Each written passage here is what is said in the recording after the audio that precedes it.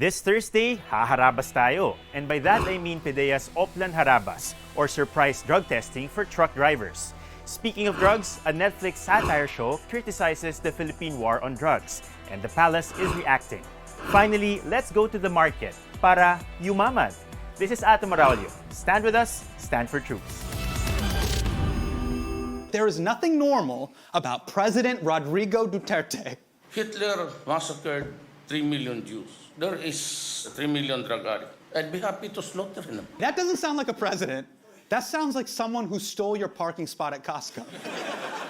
The defenders of the president keep saying na dapat masanay na tayo sa mga jokes ng Pangulo. But when a Peabody award-winning comedian pokes fun at the Philippines' war on drugs, the palace can't handle it. What gives, Richard? Well, first of all, gusto kong makita yung reaction ni Pangulong Duterte himself. No? I mean, I've been shuttling between Washington, D.C. and Manila for a while. So, kina-compare ko parati si Donald Trump and si Pangulong Duterte. No? In terms of their reaction to criticism. Pag nakita mo yung American president, he's actually very sensitive. Right away, pupunta siya sa Twitter, atake niya, ginawa niya sa Saturday Night Live. He even attacks specific actors and persons. No? Yeah. I don't think President Duterte, actually, I think he's more sport. No? So, this is a response from the Malacanang, no? From the presidential palace. The other thing that we have to keep in mind also is parang may element of cultural gap or loss in translation kasi sa America, political satire. That's right. Kung saan gusto mo mag-instill ng critical thinking, pero ang gamit dyan, humor. Hindi mga depressing na discussion, no? Because that drives away people. Dito sa Pilipinas, mukhang hindi masyadong established yan. So, siguro may element ng lack of humor on the part of the administration here or some people in the administration. Right. Well, I mean, kailangan i-point out na meron talagang cultural differences in the first place between the US and the Philippines. And the palace says that this piece was malicious and it's meant to demonize the president a day before the elections. If a Netflix video is going to change the outcome of an election, that doesn't seem to be very solid administration. And yet their performance was very Actually, well. No? Sabi yeah. nga ni Panelo, the president used magic. No, it made sure that the administration did very well. So I don't see bakit ganun kagrabe yung reaction nila dito. Actually, it's not the first time that somebody has done this. Mga late-night hosts sa US talk about the war on drugs in a kind of a critical way. So it's Yeah, actually, surprising by the for me way- bakit biglang, Alam mo, Atom, we're gonna have a segment soon on this war on drugs. No? Pag-usapan natin itong war of numbers. No? The fact of the matter is we're still talking about thousands of people, whether ito ay 5,000, 11,000, or yung top number na I think 27,000 na ginamit ng isang United Nations senior officials. The fact of the matter is that thousands of Filipinos have been victims of extrajudicial killings. At shocking po yan around the world, no? Maybe here not in the Philippines, but around the world, it's very shocking. So wag tayo ma-shock na shock yung ibang bansa sa nangyari dito, and the fact that we're not shocked enough.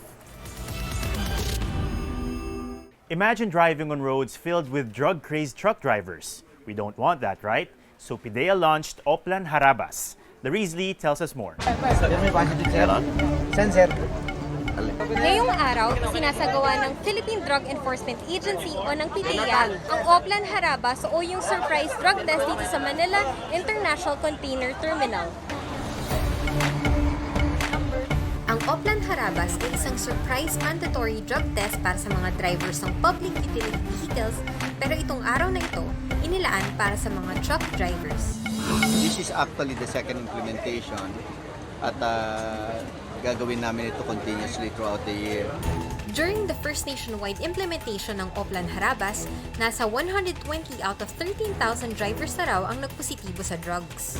They drive for continuously for about 2 to 3 days, walang pahinga. So most of the time wala silang tulog. Sa akin naman walang problema eh. Kaya lang nagulat lang talaga kami.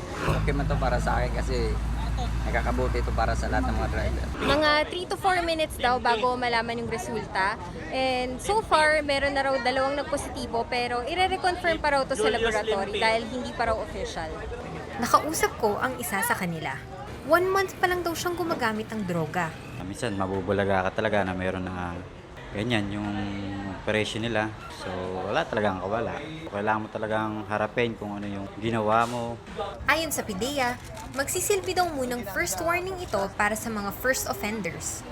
Pag nag-positive siya, automatic magkakaroon ng on-site counseling ng ating mga trained counselors.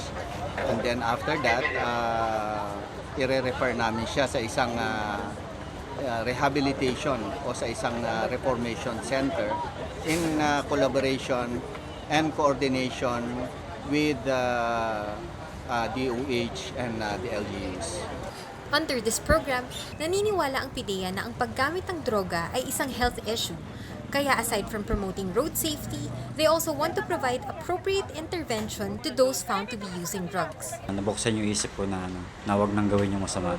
Na huwag na pumasok sa gulo, sakit ng ulo. Maraming drivers ang sang-ayon sa Oplan Harabas ng PIDEA, basta ba may due process at pasusunod ang kanilang karapatang pantao. Ako si Larizli, I stand for truth. The promise of K-12 is that senior high school students can find work without going to college. But that doesn't seem to be happening. Bea Dokyogan reports. Guinea pig, ganito inihalin tulad ng Kabataan Party List sa mga senior high school na parang pinag-eksperimentohan ng gobyerno matapos ipatupad ang K-12 program. Si Joseph, 2 taon na mula nang magtapos sa senior high pero hanggang ngayon ay hirap pa rin siyang makahanap ng disenteng trabaho. Yung K-12, no? Actually, parang maganda naman siya kasi yung intention talaga ng government is makatulong sa mga hirap na makapag-college, ganun. Okay naman siya pero para siyang minadali. Unprepared yung curriculum, hindi siya maayos. Kasama si Joseph sa mga unang batch ng mga nagtapos ng senior high school at textbook ang strand na kinuha niya. Medyo yung mga subjects na ino-offer is hindi gano'n nakakatulong dun sa introduction nila na yung K-12 nga is para maging work ready yung mga estudyante. Ipinatupad ang K-12 noong 2012 at sinimulan noong 2016 na naglalayong mas ihanda ang mga graduates ng senior high sa kakaharapin nilang mga trabaho. Mahigit 1.2 ang nagtapos sa unang batch ng senior high school. Pero ayon sa pag-aaral ng jobstreet.com, isa sa bawat 4 na kumpanya lang ang kumukuha ng senior high graduates. Sa implementasyon ng K-12, ginawa siyang isang malaking eksperimento na isinalang yung mga kabataan, kahit yung mga kaguruan, kasi mismo yung mga guro ko, hindi alam o hirap kung paano ituturo yung curriculum ng K-12. Kulang-kulang ang mga libro, upuan, kagamitan sa loob ng mga paaralan, at napakarami pang usapin kagaya na naman pagka-graduate ng mga kabataan. Wala namang trabaho or kaya hirap makapasok sa kolehiyo. Ngayong taon ay 2 batch na ng senior high ang gumagraduate kaya mas lalong tumitindi ang labanan sa paghahanap ng trabaho. Ayon naman sa DepEd ay kailangan palakasin ng koneksyon ng DepEd, DOLE at ng mga pribadong sektor upang malaman ang akmang trabaho para sa mga senior high graduates. Dahil hirap makahanap ng trabaho ay ipinagpatuloy na lang ni Joseph ang kanyang pag-aaral sa kolehiyo at kasalukuyang nasa second year college na ito. Tumutulong din siya ngayon sa pagmemekaniko ng mga jeep. May plano naman talaga ako mag-college kasi iba pa rin talaga yung may degree. Aminado ka nga na kulang talaga yung experience mo. Maganda man ang intensyon ng programang ito ay dapat mas bigyan pa rin ng pansin ang kalidad ng edukasyon. I am Bea Dokyogan and I stand for truth. Ang stock market nakakasindak para sa ilan, pero parang palengke lang daw ito. Pwede rin kayang tumawad? Let's find out from Ardo Miravalles. Alam niyo ba kung nasaan yung pamilihang sapi ng Pilipinas? Hindi ko alam yan kung saan. Probably somewhere there, but I'm not sure 100%. Sorry, hindi ko alam. Actually, eto siya, ang Philippine Stock Exchange or ang PSE.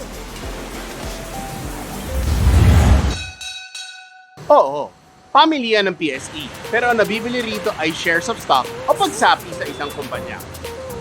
At pwede kang mamili sa PSE sa tulong ng mga broker tulad ni Jim. We give advices to our clients kung anong pwedeng bilhin or recommendations para akong reseller. Like, bumili ako ng prutas sa isang tindero, then ibebenta ko siya ng mas mahal sa consumer or sa mamimili. Ganun din kaya ang patakaran sa mas karaniwang pamilihan tulad ng palengke? Kung may pagkakatulad ang merkado ng PSE at ng palengke, meron din kayo pagkakatulad ang trabaho ng broker at vendor? Pinipili namin, tapos kami na bahala kung magkano yung ibibenta namin. More than 200 companies na pwedeng pagpilian sa market. Usually, clients call me, then I enter an order sa computer ko, then namamatch na siya sa isang seller on the other side. Ano naman ang mga risk associated sa pag-invest sa PSE? Kikita kayo sa market if bumili kayo ng stock or ng shares ng company and binenta nyo siya sa mas mataas na presyo. Yung difference doon, yun yung kita. The point na bumili ka, ang purpose mo is ibenta siya sa mas mataas na presyo. Lahat ng tao sa market is natatalo. Walang lagi panalo lang. Matumal or lugi? May araw na malakas, may araw din na hindi araw-araw na mabenta. At the end of the day, anong masasabi nila Tim at Hazel tungkol sa linya ng trabaho nila? Lahat ng tao pwedeng mag-invest sa stock market, mayaman, mahirap ka man. Pwede ka na mag-invest at less than 5,000 pera mo. Ang mahalaga is nakapagsimula ka na mag-invest and na-involve mo na yung sarili mo sa market. Walang problema naman dito. Basta ako, magtinda ako, makabenta ako.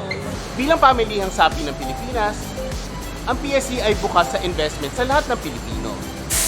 At tulad ng inyong palengke, may mga maninindang tutulong sa pamimili nyo. I am Ardo Miravalles, and I stand for truth. Thursday na! Where are you going after tomorrow? Masasagot kaya yan ng Bloomfields? Here they are with Joy Spring.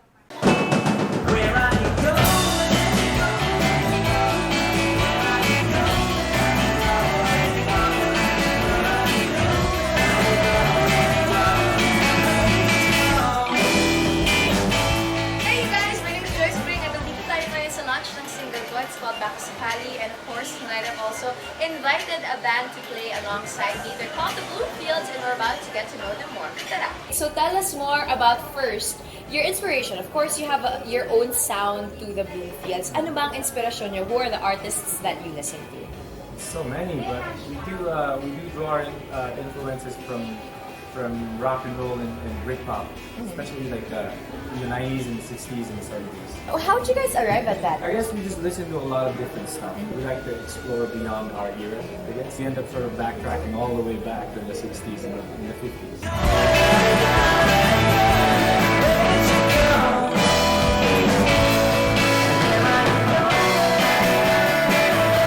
Where are you going? That's closer to our roots, I guess. It's a rock and pop song, so I don't know how else to describe it. I just really want you guys to hear it. I know that this is a question that's been asked a lot, but I know that your music is going to be released on June 15. But how long has it been in the works for?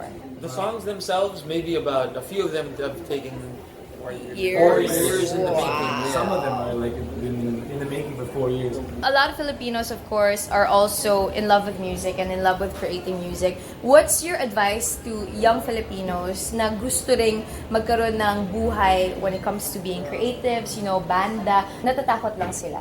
I'd say just put your stuff out there. Just release it. And then it will fly by itself. And people like it, people don't, then you can just keep making music, I guess. You have the power to get it out there now, more than any other generation ever in history. You have the power of the internet. You can upload anything you want, and if nothing comes of it, at least you got it out there. And that's it, mga kapuso. Maraming salamat to Bloomfields. We're excited for your new music. Remember those faces. Maraming salamat. See you guys soon.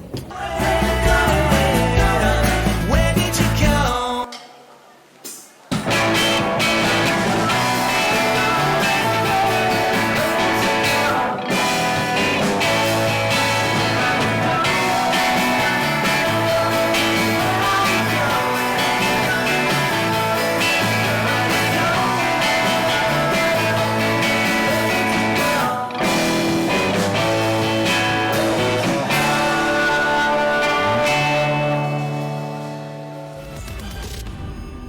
Isang araw na lang at weekend na. Please like and share this episode and subscribe while waiting.